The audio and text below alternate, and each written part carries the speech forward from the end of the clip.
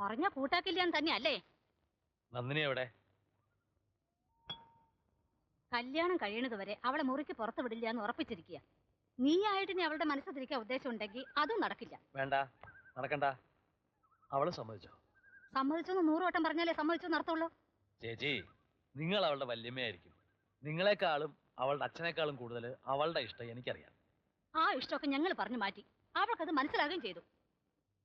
പാപമാണിത്, മഹാപാപം. എടാ അപ്പു, നീ ബോംബെയിലെ കുറെ പരിഷ്കാരായിട്ട് ഇങ്ങോട്ട് വന്നവനാ. ഞങ്ങളൊക്കെ ഇപ്പോഴും ഇവിടെ തന്നെ കഴിയുന്നവരാ. കഴിഞ്ഞതൊന്നും മറക്കാൻ ഞങ്ങൾക്ക് പറ്റില്ല. നിനക്കത്ര ദണ്ണാണെങ്കിലേ നിന്റെ വീതം മറ്റവൾക്കും അവളുടെ മോനും എഴുതി കൊടുത്തോ. എന്നിട്ട് അവിടെ പോയി പൊറുത്തോ. ഞങ്ങളുടെ ആരുടെയും വീട്ടുകാര്യത്തിൽ ഇടപെടാൻ വരണ്ട.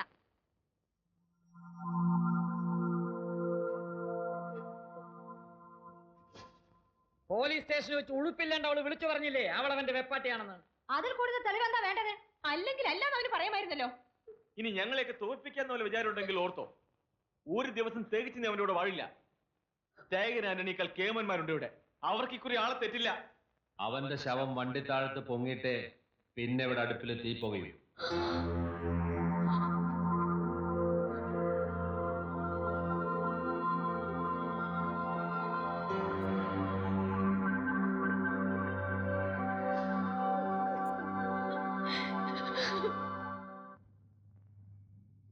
അവളെ ഒന്ന് കാണാൻ പോലും ഒരു സമ്മതിക്കുന്നില്ല. അവളുടെ ഉദ്ദേശം എന്താണെന്ന് അറിയാൻ കൂടി ഒരു വഴിയില്ല. പക്ഷെ ഒന്നുറപ്പുണ്ട്, നീ ചെന്ന് വിളിച്ചാൽ അവൾ ഇറങ്ങി വരും. കൂടുതൽ ആലോചിച്ചിരുന്ന അവള് വല്ല കടങ്കയും കാണിച്ചു കളയുമെന്ന എന്റെ പേടി. ഞാനൊന്ന് ഒറ്റയ്ക്ക് ഇരിക്കട്ടെ. അവനെ ഈ നേരത്ത് ഒറ്റയ്ക്ക് വിടണ്ട. ഇതാ വരുന്നു.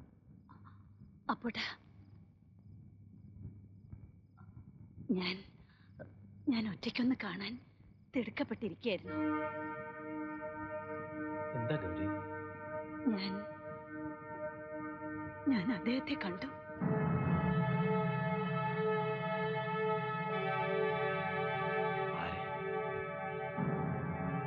ഗോവിന്ദുട്ടിയുടെ അച്ഛനെ.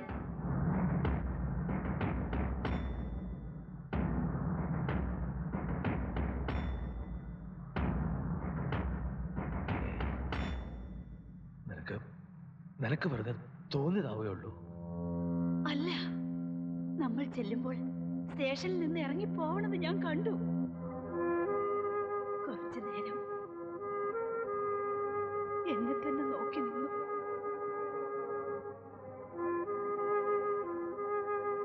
ഒരുപാട് മാറിയിട്ടുണ്ട്. കുറെ നരച്ചു. മുഖത്തൊരു താടിയുണ്ട്. എന്നാലും എനിക്ക് മനസ്സിലാവാണ്ടിരിക്കോ?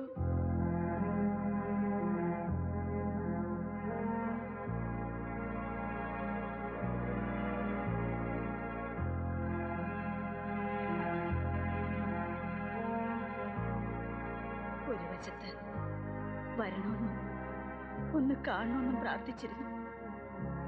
അതേസമയം ഒരിക്കലും വരില്ലെന്നും എന്റെ മകന്റെ കണ്ണിൽ പെടലെന്നും മനസ്സ് തേങ്ങി. അവനെങ്ങാനും തിരിച്ചറിഞ്ഞാൽ പിന്നെ എന്താ ഉണ്ടാവുമെന്ന് അപ്പോട്ടനറിയാലോ. എനിക്ക് വിധിച്ചിട്ടില്ലെങ്കിലും അദ്ദേഹം ആയുസോടെ ഇരുന്ന് കണ്ടാ മതി. സ്വന്തം അച്ഛനെ കൊന്ന മകനെ പ്രസവിച്ച മഹാഭാവി ഇനി ആ ശിക്ഷ കൂടെ ഞാൻ അനുഭവിക്കണം. അപ്പോട്ടാ, വേറെ ആരുമില്ല എന്റെ മനസ്സ് കാണാൻ. അപ്പോട്ടൻ ചെന്നൊന്ന് കാണാമോ? കണ്ടിട്ട് ഗോന്നൂട്ടി തിരിച്ചറിയണതിന് മുൻപ് ഇവിടം വിട്ട് പോണോന്ന് പറയാമോ?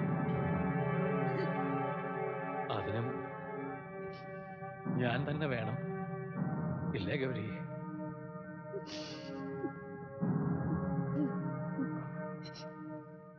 മുമ്പൊരിക്കൽ ഞാൻ ഇയാളെ അന്വേഷിച്ച് പോയിട്ടുണ്ട്. നീയില്ലാതെ എനിക്ക് ജീവിക്കാൻ പറ്റില്ല എന്ന് അയാളോട് യാചിക്കാൻ. അപ്പോഴേക്കും അയാൾ നാട് വിട്ടു. പിന്നൊരിക്കൽ നിന്റെ മനസ്സിൽ അയാൾ മാത്രമേ ഉള്ളൂ എന്നറിഞ്ഞപ്പോ ഞാൻ അന്വേഷിച്ചു പോയി.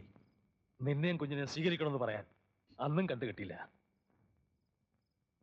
ഇന്നിപ്പോ അയാൾ തൊട്ടടുത്ത് ദാ ഇവിടെ. ഞാൻ പറയാം അയാളോട്, ഇനി ഈ കൺവെട്ടത്ത് കണ്ടുപോരുന്ന് ഞാൻ പറയാം.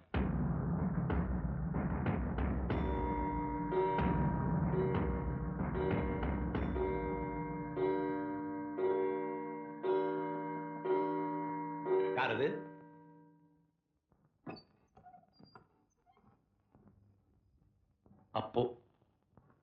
അപ്പുക്കുട്ടൻ നായർ, ഗോവിന്ദൻകുട്ടിയുടെ അമ്മാവൻ. அப்படியா? കുറച്ചുകൂടി മനസ്സിലാകുന്ന ഭാഷ പറയാം. പണ്ട് താൻ ഈ നാട്ടിലൊരു പെണ്ണിനെ പഴപ്പിച്ചിട്ട് ഒളിച്ചോടി പോയില്ലേ, ഗൗരി. തനിക്ക് മുമ്പേ അവളെ സ്നേഹിച്ച ഒരു പാവം മണ്ടൻ. അമ്മാവന്റെ ടെലഗ്രാം കിട്ടി. ബോംബെയിൽ നിന്ന് നാട്ടിൽ വന്നപ്പോഴാണ് അറിഞ്ഞത് പാലം പണിക്ക് വന്ന ഒരു മറുനാടൻ കോൺട്രാക്ടറുമായിട്ട് എന്റെ ഗൗരി അടുപ്പത്തിലാണെന്ന്. പിന്നീട് അറിഞ്ഞു അവള് ഗർഭിണിയാണ്. ചതിച്ചവൻ നാട് വിട്ടെന്ന്. എന്താ, എന്തെങ്കിലും പറയാനുണ്ടോ? ഉണ്ടെങ്കിൽ പറയ്. இல்ல இல்ல, பயமாற்ற. പിന്നെ അവളെ വീട്ടിൽ നിന്ന് ഇറക്കി വിട്ടു. അവൾ പ്രസവിച്ച മകൻ തന്തയാരാണെന്ന് ചൂണ്ടിക്കാണിക്കാനില്ലാതെ വളർന്നു. என்ன? எனக்கு ஒரு மகனா? நீங்க சொல்றதெல்லாம் உண்மையா? கடவுளே, நான் செய்த பாவ சிறுகதையா முடிஞ்சிரும் நினைச்சேன். இப்படி தொடர்கதையாக்கிட்டியே. கஷ்டப்பட்டுக்கிட்டே குடும்பத்தை கரை சேர்க்கறதுக்காக தெரிஞ்சே தப்பு செய்ய வேண்டியதா போச்சு. நொடிச்சு போற வியாபாரத்துல இருந்து தப்பிக்க தற்கொலைக்கு முயற்சி பண்ண எங்க அப்பா சொன்னதெல்லாம் நான் கேட்க வேண்டியதா போச்சு. எனக்கு பிரியமான எல்லாத்தையும் நான் மறக்க வேண்டியதா போச்சு. கௌரிய கூட குடும்ப நடுத்தருவில் நிக்காம இருக்கிறதுக்காகவும் பணத்துக்காகவும் என்ன நானே விற்க வேண்டியதா போச்சு. அப்பா சொன்ன பொண்ணு கெடுத்த தாலி கட்டினேன். எல்லாத்தையும் மறக்க வேண்டிய சூழ்நிலை வந்துச்சு. இருந்தாலும் என் மனசுல ஒரு மூலையில கௌரி தீபமாவே இருந்தான். தூரத்திலே இருந்தாவது அவளை பார்க்கணும்னு ஆசைப்பட்டேன். ஆனா குடும்ப சூழ்நிலை அவளை பார்க்கறதுக்கு இடம் கொடுக்கல. இப்ப எல்லாரும் நிம்மதியா இருக்கிறதுக்கு வழி பண்ணிட்டு குடும்ப பாரத்தை எல்லாம் இறக்கி வச்சுட்டு கௌரிய பார்க்கணுங்கிற ஒரே ஆசையினாலதான் மறுபடியும் நான் இந்த ஊருக்குள்ள வந்திருக்கேன். ഏത് ശപിക്കപ്പെട്ട നിമിഷത്തിലാണ് നിങ്ങൾക്ക് വീണ്ടും വരാൻ തോന്നിയത്? നേരിട്ട് കണ്ടാൽ തന്തയുടെ നെഞ്ചത്ത് കുത്തിയിറക്കാൻ കത്തിയും കൊണ്ട് നടക്കുകയാണ് അവൻ. ആ മകൻ അവൻ ആരാണെന്ന് അറിയോ നിങ്ങൾക്ക്? തോളത്ത് കൈയിട്ടോണ്ട് നടക്കുന്നില്ലേ ഒരുത്തനെ, ഗോവിന്ദൻകുട്ടി. ഗോവിന്ദൻകുട്ടി യമനാ? അവനത് അറിഞ്ഞിട്ടില്ല. അറിയുന്നതിന് മുമ്പ് നിങ്ങൾ ഇവിടുന്ന് പോണം. എതുക്ക്? അവളെ ഒരു വിധവയാക്കണോ? സ്വന്തം മകനെ ഒരു കൊലപാതകയാക്കണോ? കടവുളേ, നിങ്ങൾക്കറിയില്ല. പകയാ അവന്റെ മനസ്സില്, കനല അവന്റെ കണ്ണില്. തിരിച്ചറിവായ കാലം തൊട്ട് തന്തയില്ലാത്തവൻ കണ്ടവന്റെ ആട്ടും തുപ്പുമേറ്റാവൻ വളർന്നത്. ആണായിട്ട് 4 പേരുടെ മുമ്പിൽ തലയുയർത്തി നടക്കാനുള്ള അവസ്ഥ അവൻ ഇല്ലാതാക്കിയത് നിങ്ങൾ ഒരാളാ. നിങ്ങൾ ഒറ്റ ഒരുത്തനാ. ഒരനാഥച്ചക്കനെ കിട്ടേണ്ട പരിഗണന പോലും അവന് കിട്ടിയില്ല. തന്തയില്ലാത്തവനല്ലേ. ഇപ്പോ അവസാനം അവൻ സ്നേഹിച്ച പെണ്ണ് പോലും അവന് നഷ്ടപ്പെടാൻ പോവുക. നിങ്ങൾ വരുത്തി വെച്ച പാപം ഞാൻ ஒண்ணு சொல்ல வேண்டாம். என்னால தாங்க முடியாது. போங்க, தயவு செஞ்சு போங்க.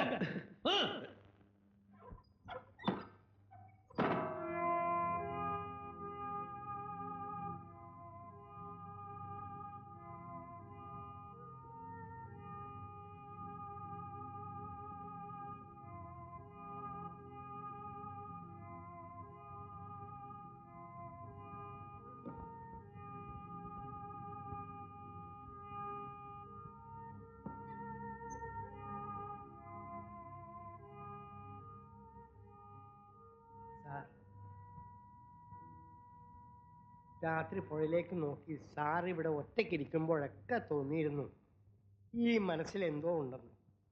പക്ഷെ അത് ഇത്രയും വലിയ അങ്ങേര് പറഞ്ഞതാണ് ശരി. സാർ ഇവിടുന്ന് പോണം. ആരെയും പേടിപ്പിക്കാനല്ല ഗോവിന്ദൻകുട്ടി കത്തിയും കൊണ്ട് നടക്കുന്നുണ്ട്. സാറ് പോണം. இல்ல பப்பன், உண்மை தெரியும் போது அதை நேரடியா சந்திக்கிறதுக்கு துணி வேணும். பயந்து ஓடுது குழத்தனம். இன்னொரு முறை அந்த தப்ப நான் செய்யணுமா? ഇങ്ങനെയൊക്കെ ചോദിച്ചാൽ പറഞ്ഞു തരാനുള്ള വിവരം ദൈവം എനിക്ക് തന്നില്ല സാർ. ഒന്നറിയാം, സാറ് ഇനി ഇവിടെ നിൽക്കരുത്. தீர்ப்பை திருத்தி எழுதிடலாம். ஆனா நான் செய்த பாவத்தை திருத்தி எழுத முடியாது. அதுக்கு பரிகாரம் செய்தாதான் நான் நிம்மதியா கண்ண மூட முடியும். நான் சில விஷயத்தை முடிவு பண்ணியிருக்கேன். கோவிந்த குட்டியே, என் மகனா பார்த்ததுக்கு அப்புறம் தான் நான் இந்த இடத்தை விட்டு போறேன்.